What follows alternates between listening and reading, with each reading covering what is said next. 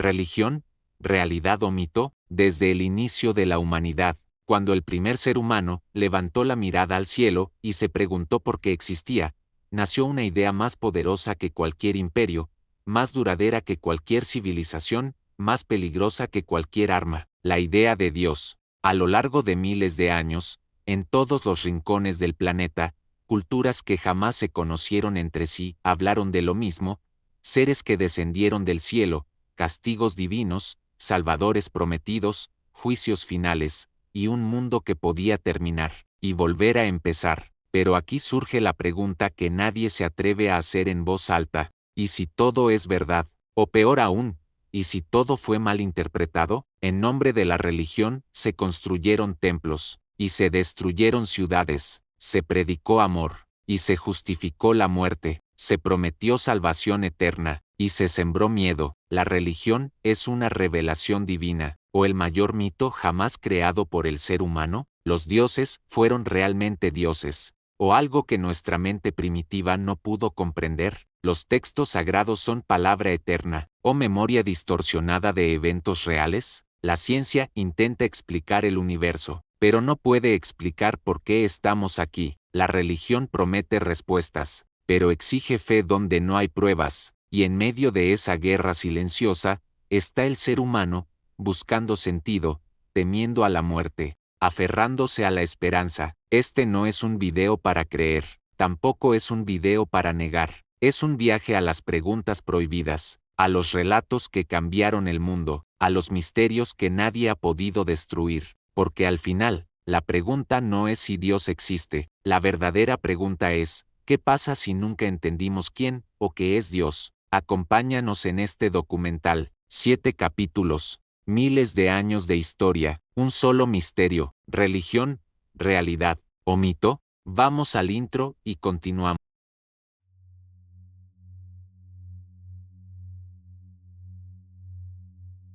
Su propia existencia, una pregunta comenzó a perseguirlo como una sombra eterna.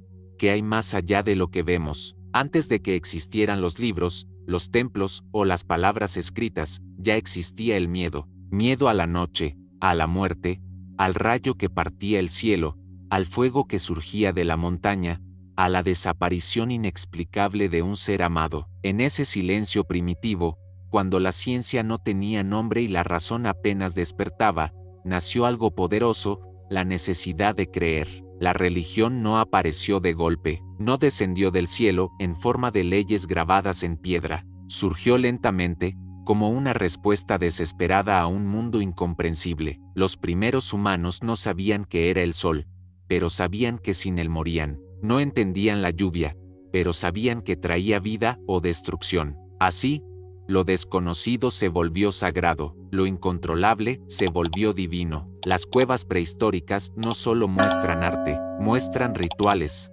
manos pintadas en las paredes, animales atravesados por lanzas simbólicas, figuras humanas mezcladas con bestias. No eran simples dibujos, eran actos de fe, intentos de comunicarse con fuerzas invisibles. Incluso los entierros más antiguos revelan algo inquietante.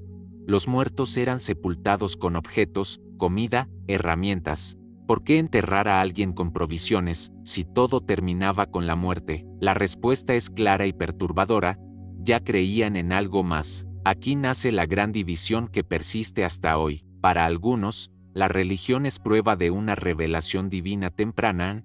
Dios habló al ser humano desde el inicio. Para otros, la religión es una construcción psicológica, una manera de soportar la fragilidad de existir. Pero si la religión fuera solo miedo, ¿por qué tomó formas tan complejas? ¿Por qué surgieron sistemas morales, códigos éticos, leyes sagradas, castigos eternos y promesas de salvación?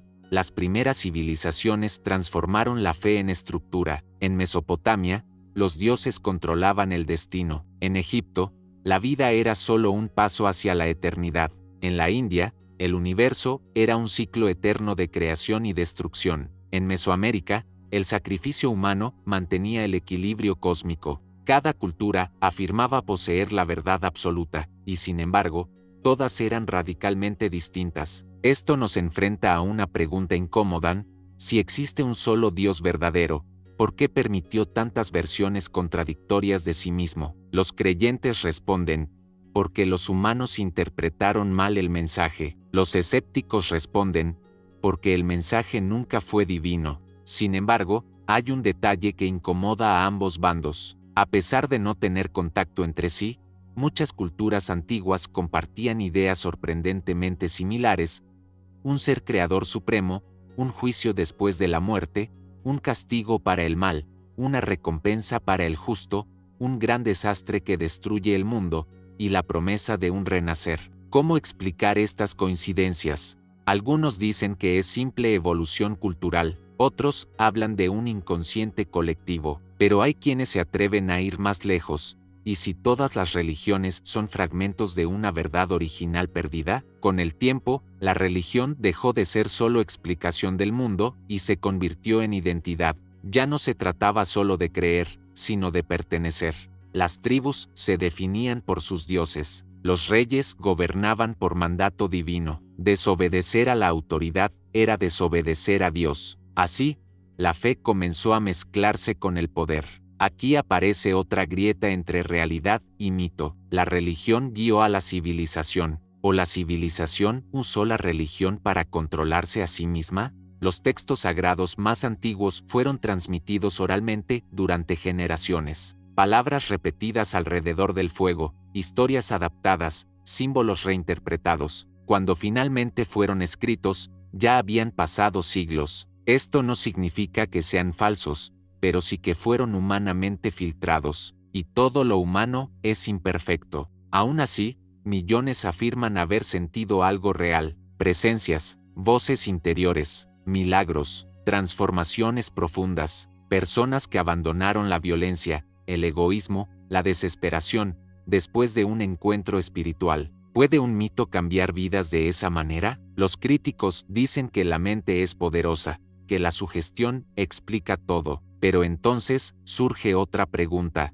¿por qué la mente humana está programada para buscar a Dios? Incluso en sociedades modernas y científicas, la religión no desaparece, cambia de forma, pero persiste. Cuando la fe tradicional cae, surgen nuevas creencias, nuevos dogmas, nuevas verdades absolutas. El ser humano parece incapaz de vivir sin algo superior a lo que aferrarse. Tal vez la religión no nació porque Dios existe, o tal vez nació porque Dios dejó una huella imposible de borrar. Este es el verdadero misterio del origen de la religión. No se trata solo de dioses, templos o libros sagrados. Se trata del vacío interior del ser humano, de su conciencia de muerte, de su necesidad de significado. La religión responde a la pregunta más peligrosa de todas: ¿para qué existo?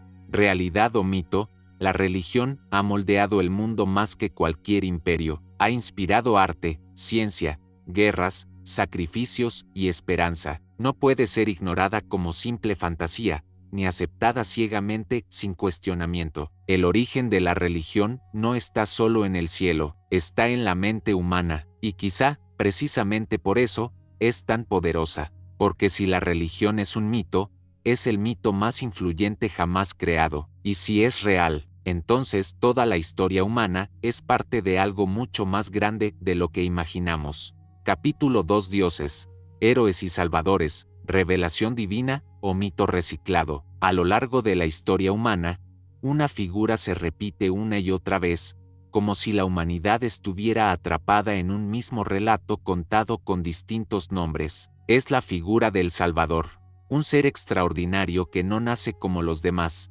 que posee una conexión directa con lo divino, que realiza actos imposibles, que desafía al poder establecido y que, al final, muere o desaparece, solo para regresar de alguna forma. Esta narrativa no pertenece a una sola religión, aparece en muchas, y ahí comienza la incomodidad.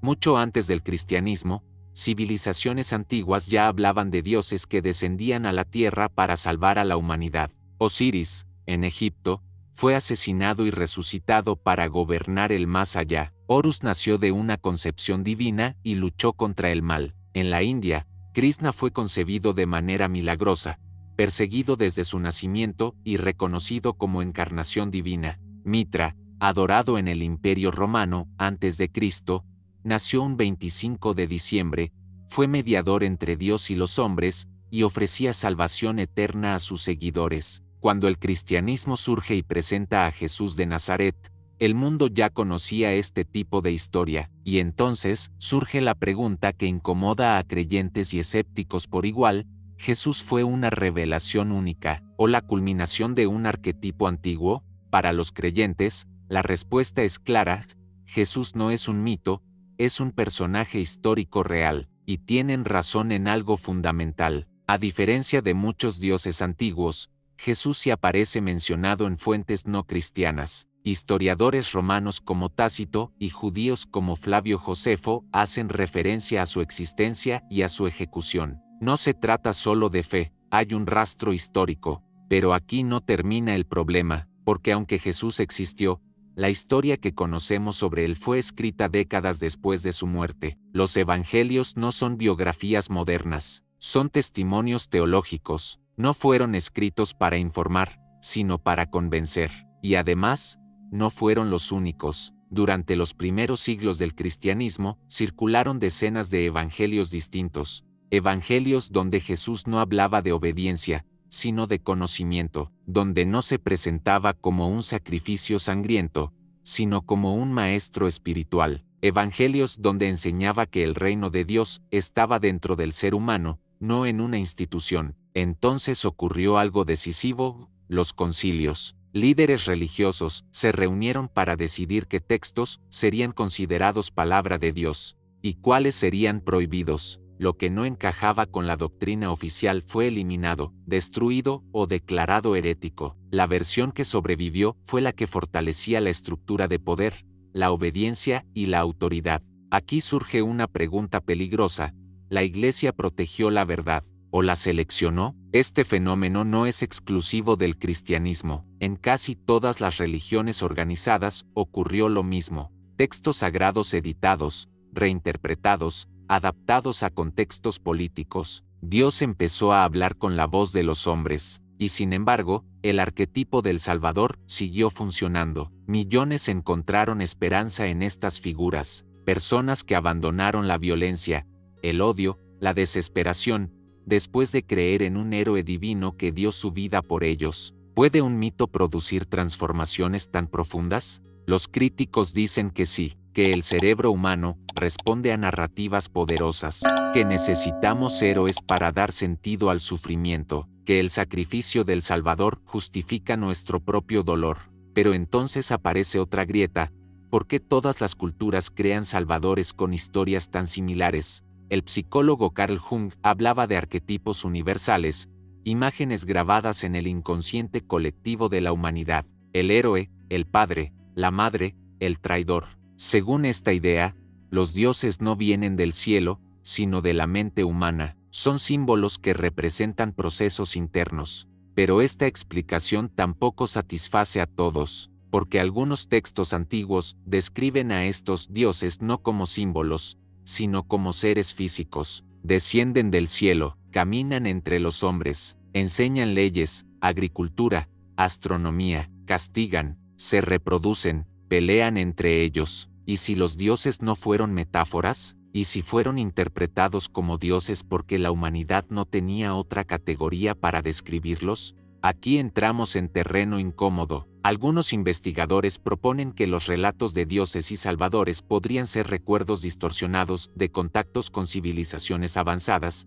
visitantes, o seres que la humanidad no pudo comprender. No ángeles, no demonios, sino algo intermedio. Esta idea no es aceptada por la academia tradicional, pero tampoco puede ser descartada fácilmente, porque los textos antiguos describen tecnología con lenguaje primitivo, carros de fuego, columnas luminosas, armas que destruyen ciudades enteras. Para un pueblo antiguo, eso solo podía ser obra de los dioses. Volvamos al Salvador. ¿Por qué casi todos mueren de forma violenta? ¿Por qué el sacrificio es central? La respuesta podría ser psicológica. El sacrificio da sentido al dolor humano. Si incluso un ser divino sufrió, entonces el sufrimiento no es inútil, pero también podría ser histórica. Tal vez muchos de estos personajes fueron líderes reales, ejecutados por desafiar al poder, y con el tiempo sus historias fueron elevadas al plano divino. Entonces,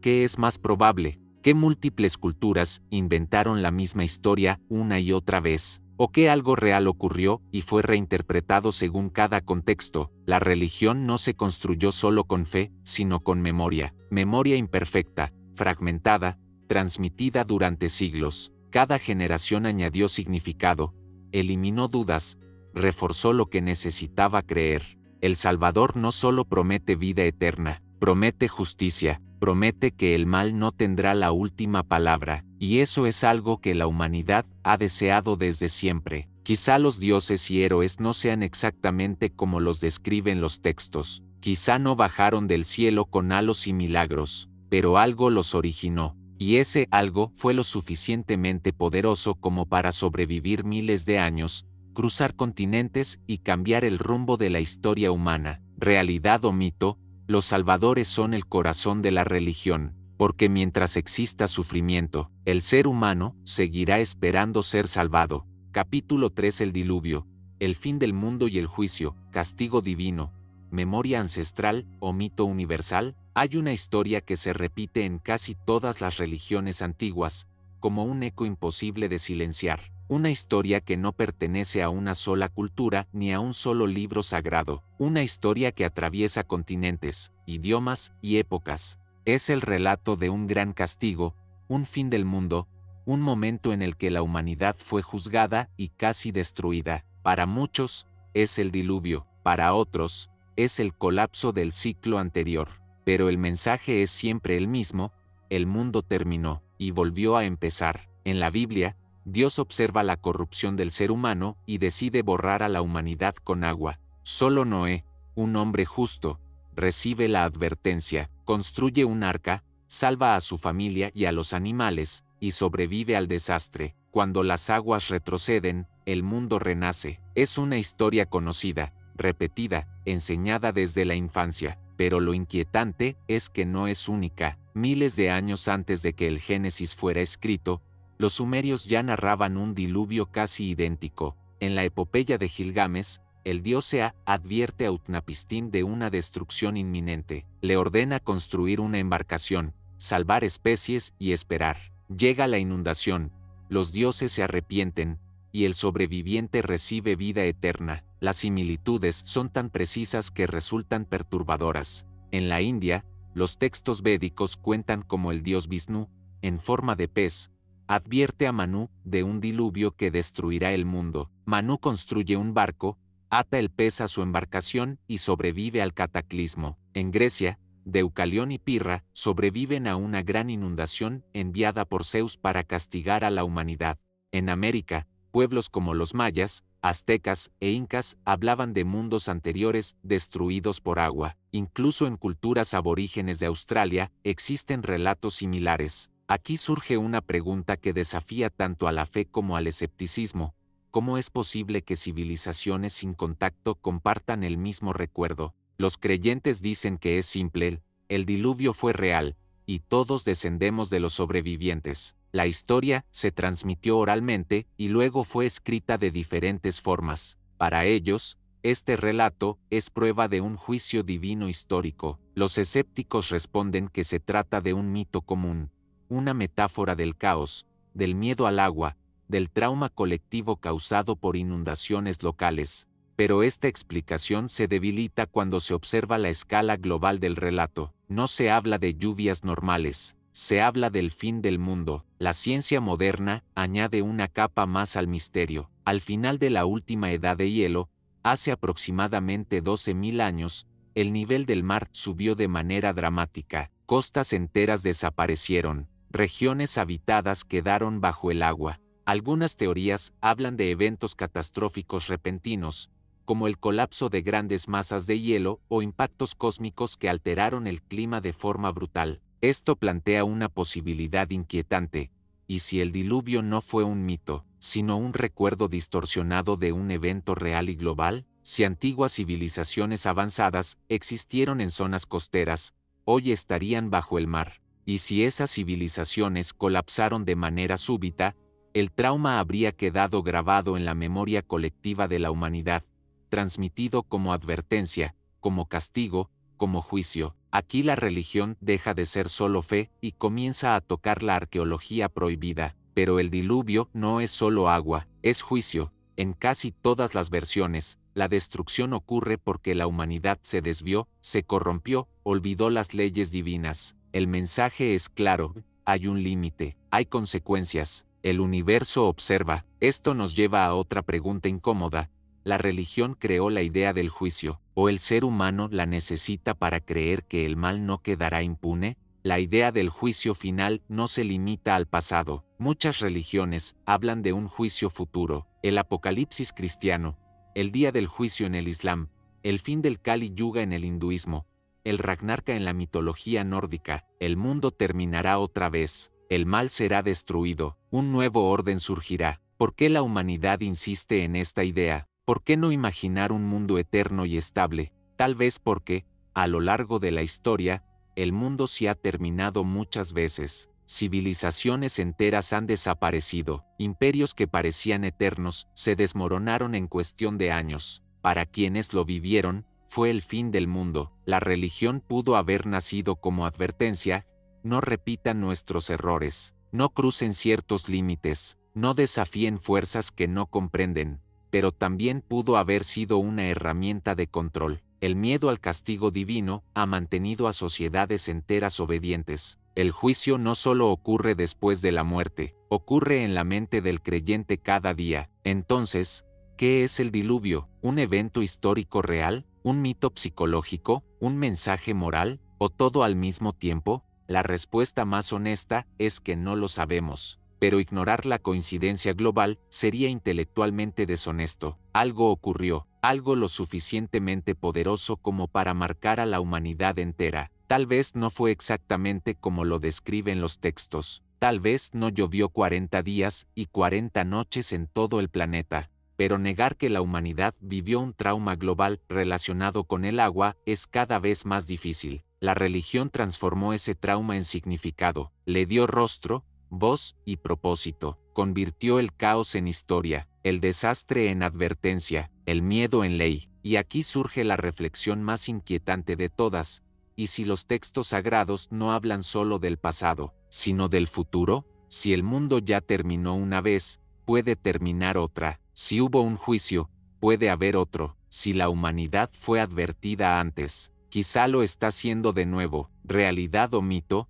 El diluvio no es solo una historia antigua, es un recordatorio de la fragilidad humana, de que no somos invencibles, de que el mundo no nos pertenece, y mientras exista esa posibilidad, la religión seguirá viva. Capítulo 4: Guerras sagradas, poder y manipulación, la voz de Dios o la voz del hombre. Si la religión fuera solo una búsqueda espiritual, la historia humana sería muy distinta, pero la realidad es más incómoda, más oscura y más compleja. En nombre de Dios se han levantado catedrales, y se han derramado ríos de sangre, se han curado enfermos, y se han quemado herejes, se ha predicado amor, y se han justificado genocidios. Aquí, la línea entre lo divino y lo humano se vuelve peligrosa. Desde los primeros registros históricos, la religión y el poder caminaron juntos. Reyes, emperadores y conquistadores comprendieron algo fundamental: quien controla la idea de Dios, controla a las personas. Un ejército puede someter cuerpos, pero solo la fe puede someter conciencias, y cuando la obediencia se vuelve sagrada, la resistencia se convierte en pecado. En el Antiguo Testamento, Dios ordena guerras, ciudades enteras son destruidas, hombres, mujeres y niños son ejecutados porque así lo exige la voluntad divina. Para el creyente, estas acciones tenían un propósito superior. Para el escéptico, son relatos escritos por vencedores que justificaron su violencia con la autoridad de lo sagrado. Aquí surge una pregunta que atraviesa siglos: ¿Dios realmente ordenó matar? ¿O los hombres pusieron palabras en su boca? Las llamadas guerras santas no comenzaron con el cristianismo ni terminaron con la Edad Media. El Islam tuvo sus jihads, el cristianismo sus cruzadas, el judaísmo sus guerras sagradas. En todos los casos, el patrón se repite: Dios está de nuestro lado, el enemigo es impuro, la violencia es justificada. Las cruzadas son uno de los ejemplos más claros. Convocadas para liberar Tierra Santa, movilizaron a cientos de miles de personas con la promesa del perdón total de los pecados. Matar dejó de ser crimen y se convirtió en acto sagrado. Aldeas enteras fueron arrasadas. Judíos, musulmanes e incluso cristianos fueron masacrados. Todo en nombre de un Dios que, según los textos, predicaba el amor al prójimo. ¿Cómo se llega a esa contradicción? La respuesta está en la interpretación. Los textos sagrados no hablan por sí mismos. Son leídos, explicados y utilizados por líderes humanos. Y cuando la religión se institucionaliza, deja de ser solo fe personal y se convierte en sistema de control. La Inquisición es otro ejemplo perturbador. Personas torturadas, encarceladas y ejecutadas para salvar sus almas. El miedo al infierno fue usado como arma psicológica. La duda se castigaba, la pregunta se consideraba amenaza. Pensar diferente era peor que matar. Aquí la religión deja de ser camino espiritual y se transforma en mecanismo de poder. Pero sería injusto afirmar que la religión solo ha causado destrucción. También ha sido fuente de orden, moral y cohesión social. En épocas donde no existían leyes modernas, la religión impuso límites: no matar, no robar, no mentir. Dio sentido a la justicia cuando la fuerza bruta dominaba. Entonces surge el verdadero dilema: ¿la religión civilizó al ser humano o solo canalizó su violencia? Muchos sociólogos sostienen que sin religión las primeras sociedades no habrían sobrevivido. El miedo al castigo divino mantenía el orden cuando no había policía ni tribunales. La idea de un ojo que todo lo ve frenaba impulsos destructivos. Pero el mismo mecanismo que creó orden también creó fanatismo. El fanatismo nace cuando la fe deja de ser experiencia personal y se convierte en identidad absoluta, cuando el nosotros es sagrado y el ellos es enemigo de Dios. En ese punto, la violencia deja de sentirse como mal y se percibe como deber. Aquí aparece otra grieta entre realidad y mito. La religión fue corrompida por el poder. ¿O el poder siempre fue parte de la religión? Incluso hoy, en el mundo moderno, la religión sigue influyendo en guerras, leyes y conflictos. Países enteros justifican decisiones políticas con argumentos divinos. Grupos extremistas creen estar cumpliendo la voluntad de Dios al matar. Y al mismo tiempo, millones de personas encuentran en su fe una razón para ayudar, perdonar y amar. La religión es una espada de doble filo. Algunos defensores argumentan que el problema no es la religión, sino el ser humano, que Dios es perfecto, pero sus seguidores no. Otros sostienen que cualquier sistema que reclame autoridad absoluta inevitablemente será usado para dominar. Y entonces surge una pregunta aún más profunda: si Dios existe, ¿por qué permite que su nombre sea usado para el mal? Las respuestas varían: libre albedrío, pruebas de fe, misterios divinos, pero ninguna explicación es completamente satisfactoria, porque el sufrimiento es real, la sangre derramada es real, y el silencio de Dios, para muchos, es ensordecedor. Tal vez la religión no sea ni completamente divina ni completamente humana. Tal vez sea un punto de encuentro entre lo sagrado y lo político, un lenguaje poderoso que puede elevar o destruir. Lo que la historia demuestra es que cuando la religión se fusiona con el poder absoluto, el resultado suele ser trágico, y cuando se separa del poder y se vive de manera íntima, suele ser transformadora. La pregunta final de este capítulo no es si la religión es verdadera o falsa, es otra, mucho más incómoda, que ocurre cuando el ser humano cree tener a Dios de su lado, porque en ese momento, cualquier cosa se vuelve justificable. Realidad o mito, la religión ha sido usada como bandera de guerra y como refugio del alma. Ha inspirado lo mejor y lo peor del ser humano. Y quizá eso sea lo más inquietante de todo, que en la religión no solo buscamos a Dios, sino una excusa para ser quienes ya somos.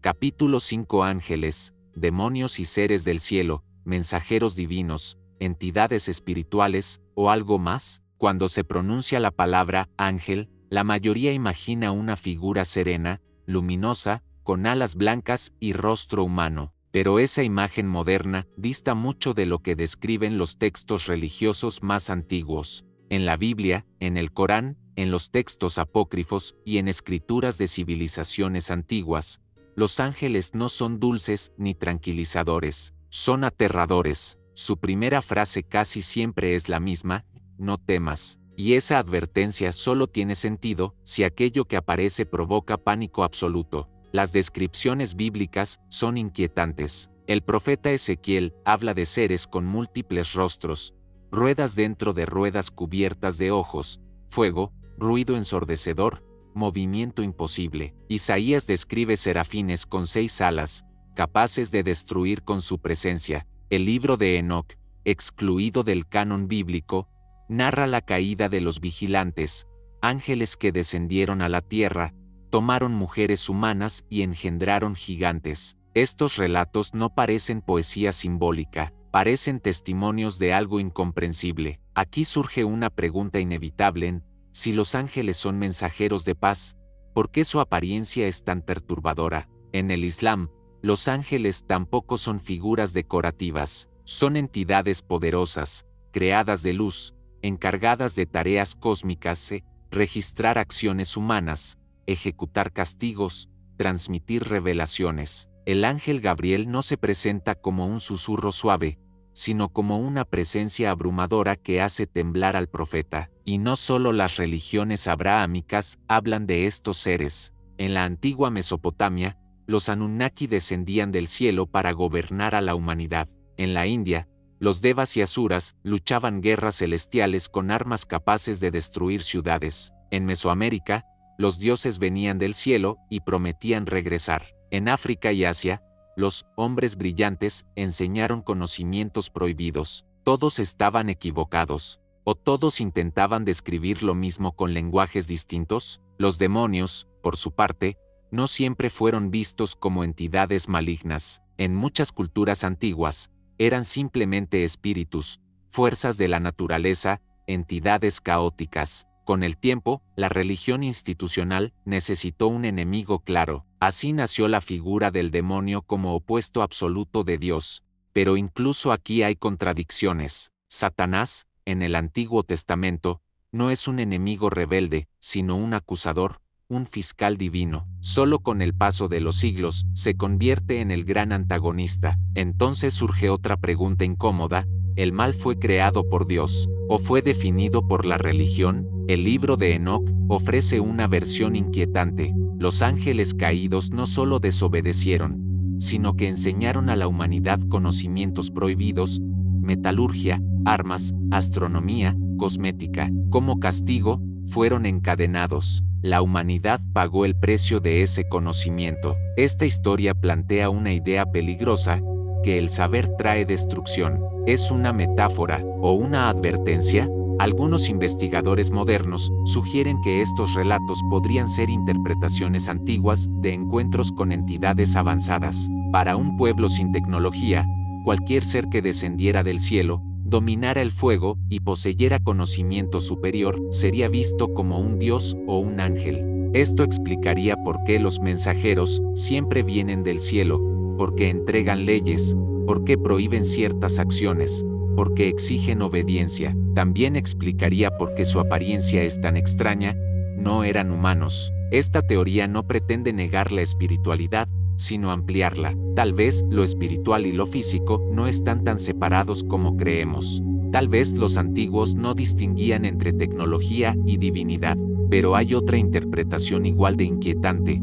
¿Y si estas entidades no vinieron de fuera, sino de dentro? La mente humana es capaz de experiencias profundas, visiones, estados alterados de conciencia. Profetas, chamanes y místicos han descrito encuentros con seres de otros planos durante ayunos, meditaciones, traumas o revelaciones. Tal vez los ángeles y demonios sean manifestaciones de la psique humana enfrentándose a lo desconocido. Pero incluso esta explicación tiene límites. ¿Cómo explicar relatos coincidentes entre culturas separadas? ¿Cómo explicar conocimientos adelantados a su época? ¿Cómo explicar experiencias compartidas? La religión respondió creando jerarquías celestiales: ángeles superiores, inferiores, caídos, cielos, infiernos, dimensiones espirituales. El universo dejó de ser simple y se volvió estructurado. No era caos, era orden, y ese orden tenía vigilantes. Esto introduce otro concepto clave,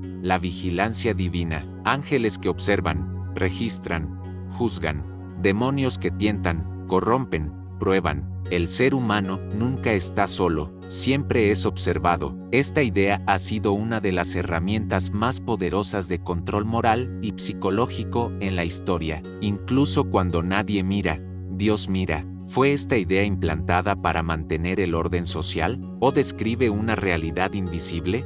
A lo largo de los siglos, millones de personas han afirmado encuentros con ángeles o demonios, visiones, voces, presencias. Algunos casos terminan en fe profunda, otros en locura, otros en transformación espiritual. La línea entre experiencia mística y trastorno psicológico es delgada. La ciencia moderna no puede probar ni refutar estas experiencias. Puede explicarlas parcialmente, pero no completamente. Y mientras no pueda hacerlo, el misterio permanece. Quizá los ángeles no tengan alas, quizá los demonios no tengan cuernos. Quizá ambas figuras son símbolos de fuerzas reales que aún no comprendemos. La religión dio nombre a lo inexplicable, dio rostro a lo invisible, convirtió el miedo en entidades y el asombro en jerarquías celestiales. Realidad o mito, los ángeles y demonios representan algo profundo, la sensación humana de no estar sola en el universo, de ser observada, de ser parte de algo más grande,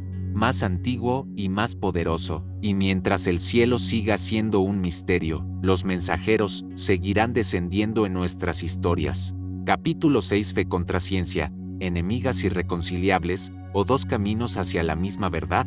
Durante siglos se nos ha dicho que la fe y la ciencia son enemigas, que una anula a la otra, que creer es renunciar a pensar, y que pensar es abandonar a Dios. Esta idea se ha repetido tantas veces que se ha convertido en dogma moderno, pero cuando se examina la historia con honestidad, esa supuesta guerra eterna comienza a resquebrajarse. La religión fue el primer intento del ser humano por comprender el universo. Antes de telescopios, microscopios y ecuaciones, la humanidad ya se preguntaba de dónde venía todo, por qué existía algo en lugar de nada, y qué papel jugaba el ser humano en ese vasto misterio. La religión no nació como oposición a la ciencia, porque la ciencia aún no existía. Nació como explicación total del mundo. Los antiguos sacerdotes eran también astrónomos. Observaban el cielo, registraban los movimientos de las estrellas, predecían eclipses. En Babilonia, Egipto y Mesoamérica, los templos estaban alineados con eventos astronómicos precisos. No se trataba solo de ritual, era conocimiento, un conocimiento envuelto en lenguaje sagrado. Aquí surge la primera gran pregunta. ¿La religión fue una forma primitiva de ciencia, o la ciencia es una forma moderna de religión? Durante la Edad Media, la Iglesia no se oponía al conocimiento en sí, se oponía al conocimiento que amenazaba su autoridad. El problema no era descubrir cómo funcionaba el universo, sino quién tenía el derecho de interpretarlo. Cuando Copérnico propuso que la Tierra no era el centro del cosmos, no solo desafió una teoría astronómica, desafió una visión teológica donde el ser humano ocupaba el lugar central del plan divino. Galileo no fue perseguido por usar telescopios, sino por afirmar que la interpretación oficial de las escrituras podía estar equivocada. El conflicto no era entre ciencia y Dios, sino entre ciencia y poder religioso. Paradójicamente, muchos de los padres de la ciencia moderna eran profundamente creyentes. Isaac Newton dedicó más tiempo a estudiar la Biblia que a la física. Johannes Kepler veía sus descubrimientos como una forma de leer la mente de Dios. Para ellos, descubrir leyes naturales no era negar a Dios, sino revelar su diseño. Entonces, ¿en qué momento se rompió el equilibrio? La respuesta está en el método. La ciencia exige pruebas, repetición, duda constante. La religión institucional exige fe, obediencia y certeza. Donde la ciencia dice no lo sabemos todavía, la religión suele decir Dios así lo quiso, y ese contraste creó fricción. Pero esta fricción no significa incompatibilidad, significa que responden a preguntas distintas. La ciencia pregunta, ¿cómo funciona el universo? La religión pregunta, ¿por qué existimos dentro de él? Cuando la ciencia intenta responder al por qué último, entra en terreno filosófico. Cuando la religión intenta explicar el cómo físico, entra en terreno científico. El conflicto surge cuando una invade el territorio de la otra. El Big Bang es un ejemplo fascinante. Según la ciencia, el universo tuvo un inicio, un punto donde el tiempo, el espacio y la materia surgieron de la nada conocida. Para muchos creyentes, esto no contradice a Dios, lo refuerza. Un inicio implica una causa, y aquí la religión sonríe, pero la ciencia no necesita un Dios para describir el Big Bang, solo necesita ecuaciones. Esto incomoda a la religión institucional, porque reduce el espacio de intervención divina. Sin embargo, no elimina el misterio. ¿Qué causó el Big Bang? ¿Por qué existen leyes físicas? ¿Por qué esas leyes permiten la vida? La ciencia no tiene respuestas definitivas a estas preguntas. La religión tampoco. Ambas se enfrentan al mismo muro. Aquí aparece otro punto crítico: la conciencia. La ciencia puede describir el cerebro, pero no explicar completamente la experiencia subjetiva. Puede señalar neuronas activándose, pero no explicar por qué sentimos amor, culpa, trascendencia o lo sagrado. La religión afirma que la conciencia es el alma. La ciencia dice que es un fenómeno emergente. Ninguna ha probado su postura de manera absoluta. Las experiencias religiosas profundas, visiones, revelaciones, sensación de unidad con el universo, han sido estudiadas por la neurociencia. Se han identificado patrones cerebrales asociados, pero identificar el mecanismo no invalida la experiencia. Ver qué ocurre en el cerebro cuando alguien reza no demuestra que Dios no exista, solo demuestra que el cerebro participa en la experiencia. Aquí surge una comparación incómoda. Ver actividad cerebral cuando alguien ama no demuestra que el amor sea falso. Entonces, ¿por qué asumir que la espiritualidad es solo ilusión? Por otro lado, la religión ha hecho afirmaciones que la ciencia ha desmentido.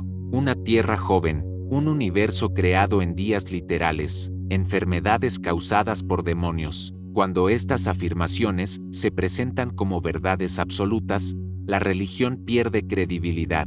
Pero cuando la religión se libera de la literalidad extrema y se entiende como lenguaje simbólico, recupera profundidad. El Génesis no como manual científico, sino como poema cósmico. El Edén no como lugar geográfico, sino como estado de conciencia. El pecado original no como evento histórico, sino como metáfora de la pérdida de inocencia. Aquí la ciencia y la religión dejan de pelear y comienzan a dialogar. Sin embargo, muchos rechazan esta reconciliación. Los científicos radicales ven la religión como superstición peligrosa. Los religiosos radicales ven la ciencia como amenaza diabólica. Ambos extremos comparten algo: certeza absoluta, y la certeza absoluta es enemiga del conocimiento. Tal vez la verdad no esté en elegir un bando, sino en aceptar la incertidumbre, en reconocer que el universo es más extraño de lo que nuestras categorías pueden contener.